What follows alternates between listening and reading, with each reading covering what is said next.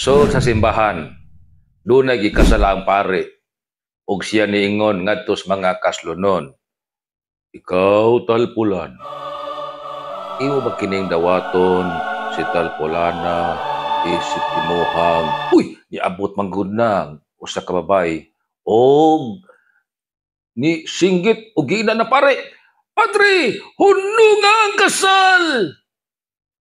Katarantar taong pare. Umingon, uy, kisa mo na yung mabayana. O sige, sa ngalan samahan, sa anak, o sa Espiritu Santo. Amen. Sige, kasal na mo. Question, balido ba ang kami niyon? Nga kadtong mga kaslunon, wa man sila makaingon og, yes, I do. Ang tubag, dili. Ngano? Sumapa sa Article 3, Paragraph 3 sa Family Code.